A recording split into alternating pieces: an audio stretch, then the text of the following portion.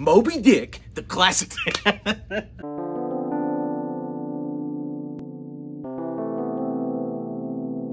Moby Dick, the classic tale of a man who just hates an animal. While your favorite memories of this may be of Miss Johnson trying to teach you that water represents water, there is actually a much darker history. So let me guide you into the cannibalistic world of Moby Dick. Herman Melville based Moby Dick off of a lot of things. Partly off of his own whaling experience, partly off of the real-life zombie whale, Mocha Dick, but the biggest has got to be the real-life story of the real-life Captain Ahab, George Pollard. George Pollard was the captain of the Essex, a whaling ship that was previously, this is about to change, considered lucky.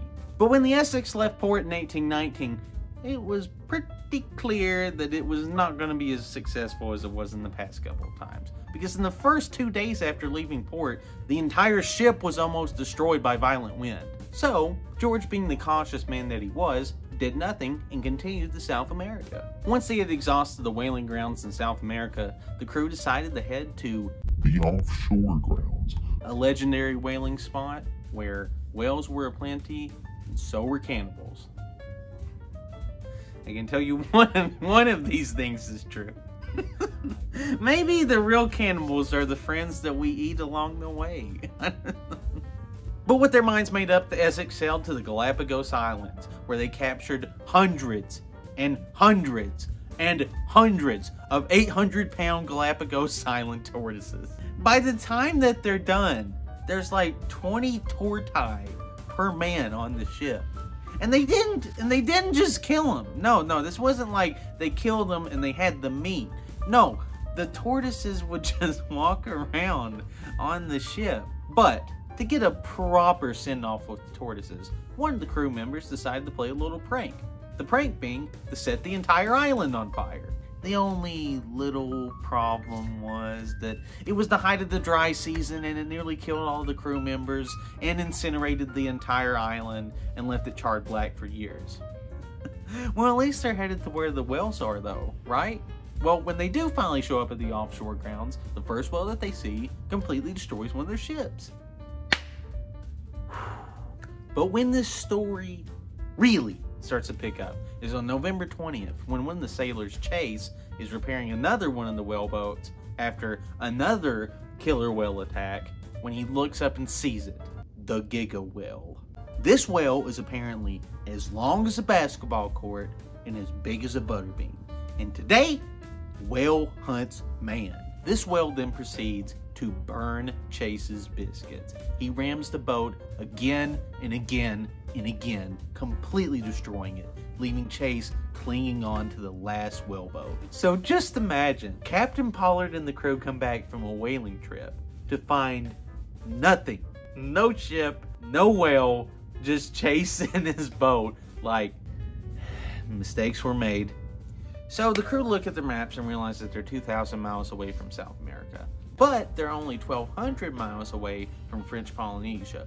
But there might be cannibals on that island. So the crew decide to make the 2,000-mile trek to South America. But, see, it's not even 2,000 miles because first they have to go south 1,000 miles and then just hope they catch the westerlies so they can go east 2,000 miles. See, it's actually a 3,000-mile trek because cannibals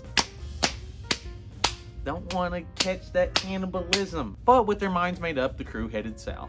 And after a month of drinking their own urine and bailing water out from the boats, the crew landed at Henderson Island.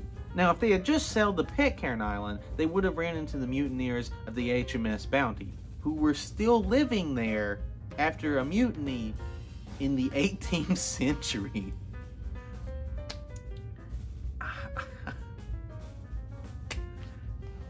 So in Henderson, the men were able to find some food and water. But it does not take a long time to eat all living biomass on an island when you've been surviving off of your toenails for the past month. So with yet another island completely void of life, the crew decide to head to Easter Island. But not before three men are like, actually, we'll stay here. And these are the smart guys, because they end up getting rescued. So what's left of the Essex heads east. And after the crew sail for a couple days, they come to figure out, gosh, I think that we're off course for Easter Island. Heck, at this point, you're off course for Christmas. While the crew try and reroute for Robinson Crusoe Island, It's the beginning of the end. And on January 10th, second mate Matthew Joy, who had been sick since he left Nantucket, finally croaks. So over the course of the next month, several men on each of the boats die. And at first, they're burying them at sea, but then they stop. I wonder who was like the first to, you know, pop the question. I mean, if we're just gonna like, you know, throw them away, you know. But the really sad part was by the time that they ate them, these men were already completely devoid of fat. They had no nutritional value. You think that it would have been keto? By the time February rolls around, all the boats have been separated, either by bad wind or the men just being too weak to actually do anything. And on Captain Pollard's boat, well, if you think that Monopoly is tense, what's left of the crew decide to draw lots to figure out who will be the one that gets sacrificed to feed the others. And of course, it's Owen Coffin, Captain Pollard's younger cousin. And at first, Captain Pollard's like, Army boy, I'm Jimmy Jog, the first man who tries to put a ditto on you. But Owen's like, no, I'm okay with it. Which at this point, I get it. And of course, Coffin's best friend Charles is the one chosen to pull the trigger. I can imagine it right now. Captain Pollard in the corner of the boat, just shaking, covered in the blood of the child he was sworn to protect. And then Chuck being like, I've heard of family barbecues, but this is ridiculous.